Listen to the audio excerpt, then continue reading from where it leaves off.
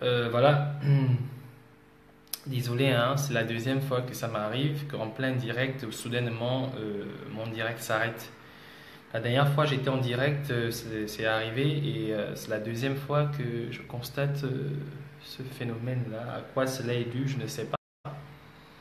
Mais je vais d'ici là un peu m'interroger. C'est la deuxième fois que je suis en plein direct et puis ça se coupe soudainement. Donc, je ne sais pas à quoi cela est dû. Mais à un moment donné, je vais commencer un peu à vérifier un certain nombre de choses. Donc, j'étais lancé sur possible, mais c'est la deuxième fois. La dernière fois, j'étais en direct, c'était la même chose. J'étais lancé et soudainement, paf, ça s'est coupé. Et là, c'est un constat que je fais maintenant. Donc, j'étais lancé un peu sur des choses que nous vivons déjà chez nous, que nous connaissons déjà, que nous avons déjà constaté.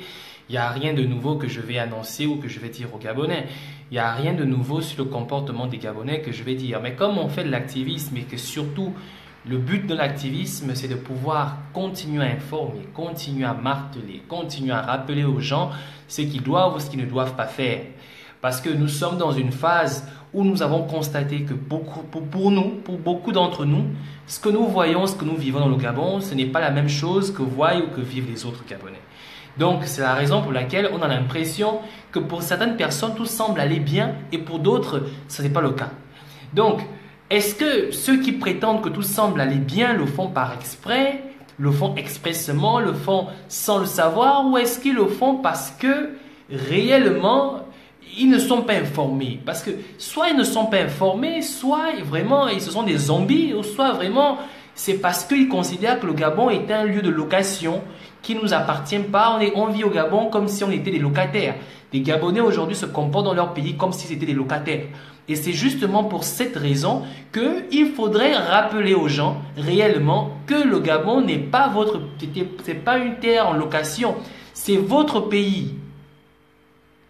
Parce que la démission parentale vis-à-vis de leurs enfants n'est pas...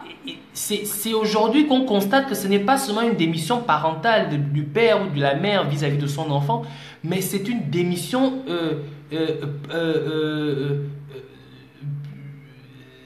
civique, quoi. C'est une démission de notre propre terre, une démission de notre identité, une démission de de qui nous sommes. Mais c'est fou de voir que lorsqu'on se bat pour cela, lorsqu'on parle de ça, certaines personnes pensent qu'il s'agit de l'affaire des uns et non des autres. C'est fou de comprendre que des Gabonais continuent à penser que quand certains Gabonais disent qu'ils restent à la maison parce que le pays va mal, que eux ils sont torts et que eux ils font mal et que vous vous sentez tellement bon Gabonais, bon citoyen, bon employé, bon travailleur pour aller au travail. Dernièrement, Pat Collins parlait de ça dans une vidéo.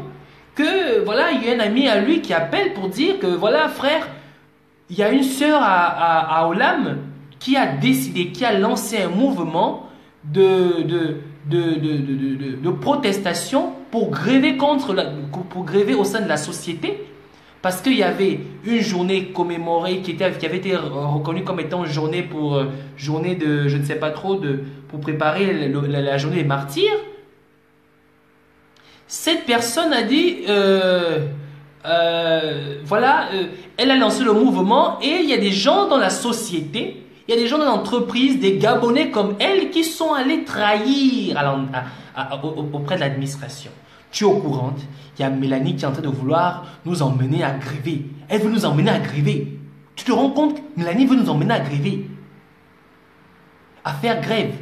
Mélanie veut nous emmener à faire grève, elle veut nous emmener à aller marcher, elle veut nous emmener à rebeller du mal que vous nous faites.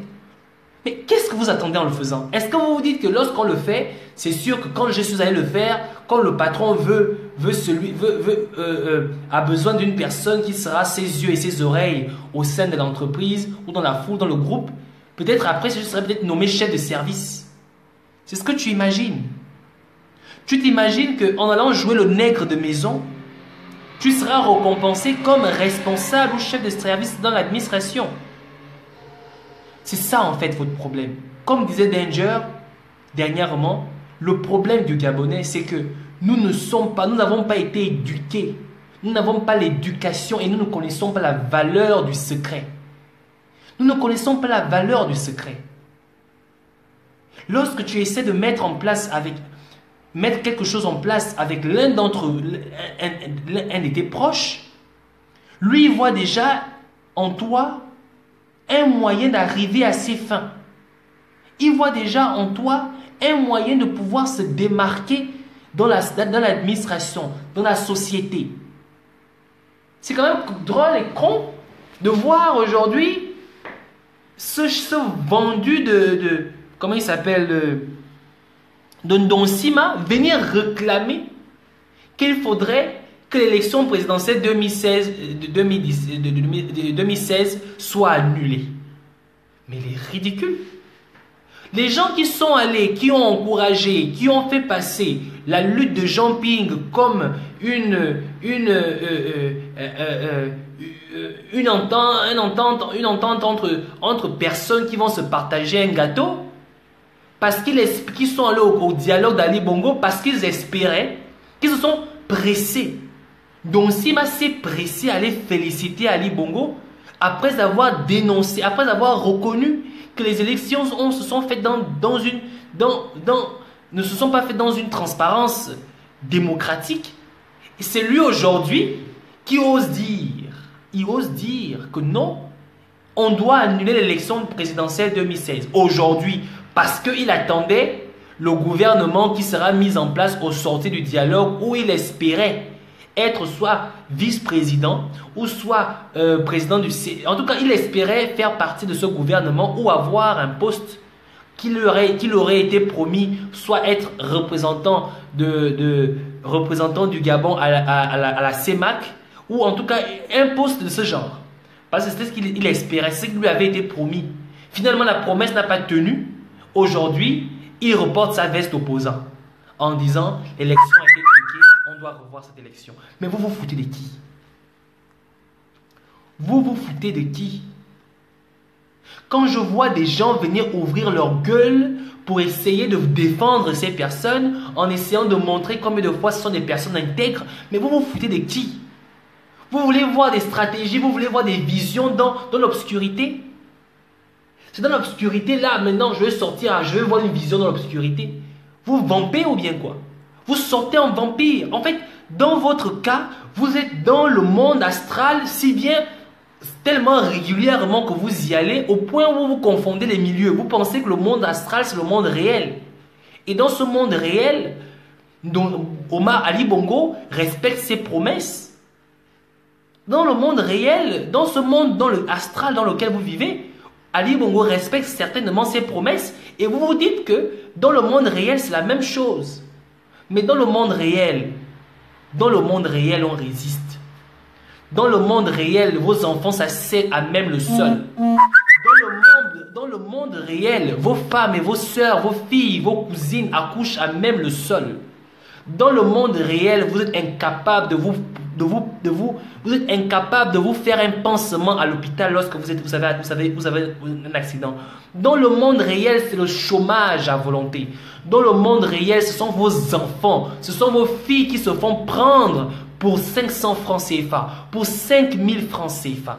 Dans le monde réel, c'est vos enfants qui propagent le sida par cause de pauvreté, et surtout parce qu'aujourd'hui au Gabon, pour s'en sortir, si on n'est pas prostitué, on est traître.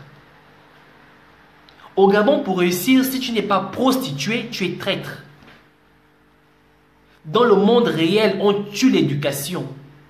Mais c'est tout à fait normal. Moi, je ne les en veux pas. Si j'aurais été dictateur comme Ali, je ferais de la même chose. J'ai besoin de plus de tapettes autour de moi. Je ne veux pas d'intellectuels autour de moi.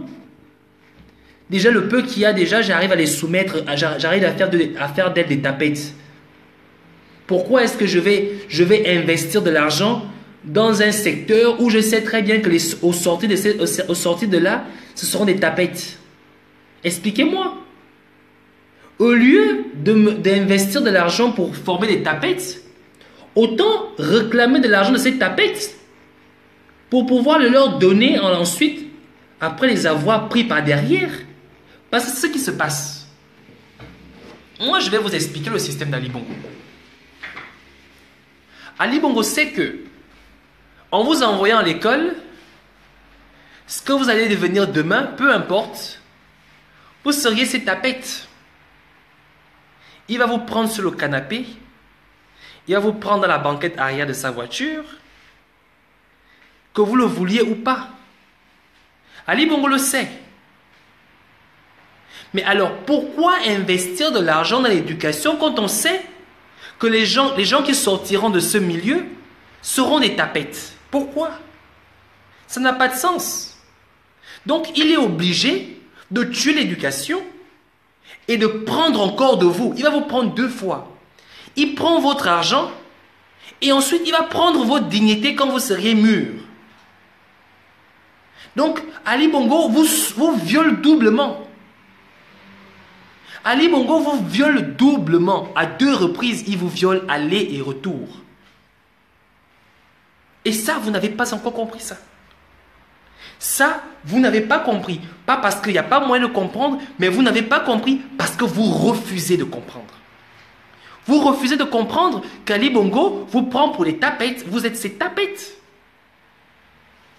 L'avenir d'Ali Bongo, elle est investie en Angleterre. Son fils, l'État paye l'école à son fils en Angleterre. Pendant ce temps, vous, il vous arnaque et il vous attend au tournant parce que c'est vous qui serez les tapettes de son fils. Et oui, son fils va vous prendre par derrière. Pourquoi investir de l'argent dans l'homme qui demain sera une tapette? Qui demain sera un traître? Pourquoi investir de l'argent? Mais ce qu'on peut plutôt faire, c'est prendre de l'argent d'eux. Parce qu'on ne les forme pas à réussir, à guider le pays. On ne les forme pas à devenir des fonctionnaires, à devenir des hommes intègres. On les forme à devenir des tapettes. En quoi une tapette peut faire développer un pays? Alors, c'est de l'argent jeté à la poubelle. Voilà la raison pour laquelle Ali Bongo vous prend par derrière. Voilà la raison pour laquelle Ali Bongo tue l'éducation au Gabon. Voilà la raison pour laquelle Ali Bongo continue à vous dissuader que ne vous inquiétez pas. Comme dans la sodomie, tout va aller doucement, mais après ça va aller. T'inquiète, t'inquiète. Il vous prend avec ou sans vaseline, c'est la même chose. Donc, c'est inconcevable. C'est inconcevable de voir, même si on me dit que le stade était vide, il y avait quand même des Gabonais au stade. Même si on me dit que le stade était vide, il y avait quand même des Gabonais au stade. Ces Gabonais qui sont allés au stade sont allés faire quoi au stade? Qu'est-ce qu'ils espéraient? Ce sont les Gabonais qui prouvent à combien de fois les Gabonais, ce sont des tapettes. D'accord? Ce sont des tapettes. Ils adorent la douleur. Des masochistes, des sodomites. C'est tout. C'est inconcevable de voir des gens persister dans la bêtise. C'est inconcevable de voir des gens persister dans la bêtise. Parce qu'ils espèrent voir le bout du tunnel. Quel tunnel? Quel tunnel? Mais mon Dieu, je vois plutôt des gens, des étudiants qui sont à l'UOB, des grands, des enfants assez brillants, des gars assez qui ont la capacité de pouvoir comprendre ce qui se passe. Mais je les vois les premiers à aller s'inscrire. Mais c'est incroyable. C'est incroyable. Je vois des gars qui sont pétris de talent, qui ont la capacité, mais qui vont s'inscrire à l'UOB, qui vont donner 50 000 francs, 75 000 francs, 150 000 francs à l'UOB, quand ils savent très bien que dès que les cours vont commencer, la première semaine, c'est la prise de marque et c'est fini. Mais c'est pas possible. Ali Bongo n'a rien à foutre. Il sait que pendant 3 mois, ces bombes lacrymogènes ont été orientées dans la résistance. Alors, d'ici quelques jours, les cours vont reprendre. Il est déjà en train de faire la cargaison des bombes lacrymogènes pour les étudiants, pour les lycéens, pour les élèves. C'est parce qu'il considère que vous êtes des sodomites, vous êtes des tapettes. C'est aussi simple que ça. Ce n'est pas une question... Ce n'est pas même... En fait, à la fin, il faudrait que vous compreniez ceci. Il faudrait que vous compreniez ceci. Soit vous continuez à vous comporter comme des femmes, encore qu'il y a des femmes aujourd'hui au Gabon dont on devrait même attribuer la palme d'or du courage. Mais tant que vous continuez à vous comporter comme des prostituées, Ali Bongo, lui, continuera à vous traiter comme des prostituées. Parce que lui, il est déterminé à faire du Gabon, à faire de chaque Gabonais une prostituée de marque. Même pas, non, de marque c'est trop. Une prostituée tout court. Même pas une prostituée de luxe.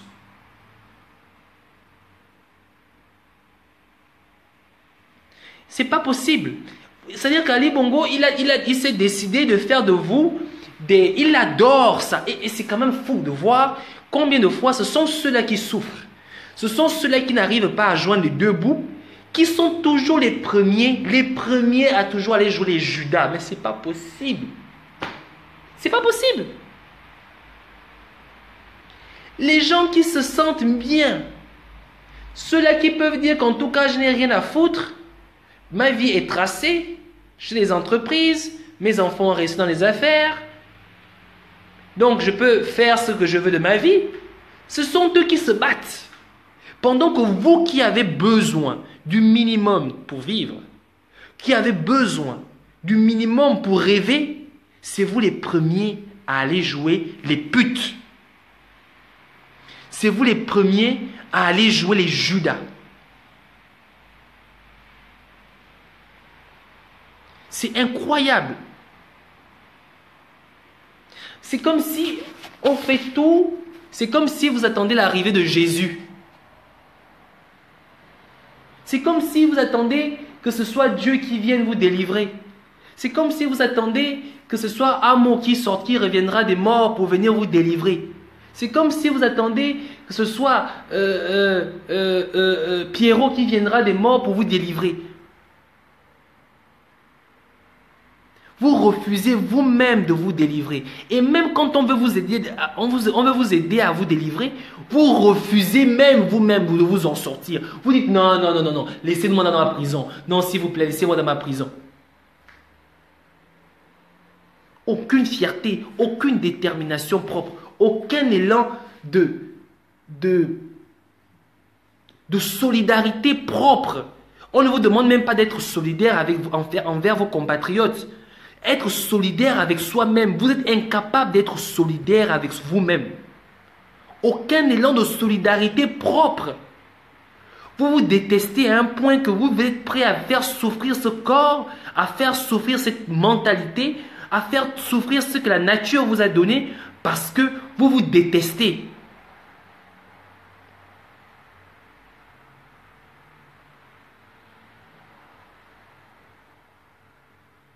C'est incroyable. Des esclaves, même les esclaves, quand ils ont été libérés, ils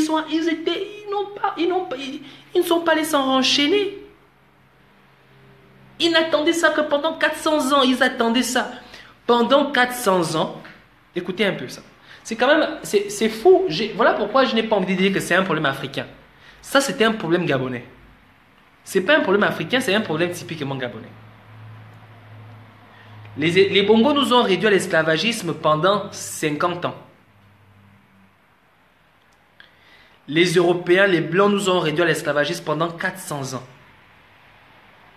Lorsque l'esclavagisme a été aboli, tous les Noirs, tous les esclaves se sont hués vers la liberté. Alors qu'ils avaient 400 ans d'esclavagisme, 400 ans de servitude dans la tête. Nous, on n'a que 50 ans de servitude. Et on est incapable de sortir de 50 ans de servitude. Alors qu'on a tous les moyens. On vous a déjà tout donné pour sortir. On vous a ouvert les portes. On a ouvert les portes des cages. On vous a défait les chaînes. Mais vous obstinez à rester dans ces cages. Vous vous obstinez à avoir ces chaînes sur vous parce que vous voulez croire que vous finirez par voir le bout du tunnel. Mais attendez. Attendez. Ok. De toutes les façons, j'ai quand même parlé assez longtemps. Si vous écoutez, vous finirez par prendre vos responsabilités. Si vous n'écoutez pas, vous n'allez pas les prendre. Mais quel que soit le choix que vous auriez à faire, sachez ceci. Personne ne viendra libérer le Gabon à notre place. Personne. Et tant que vous resterez dans votre état de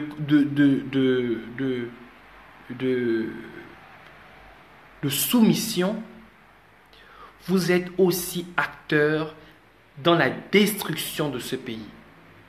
Vous êtes aussi responsable, au même titre qu'Ali Bongo, dans la destruction de ce pays.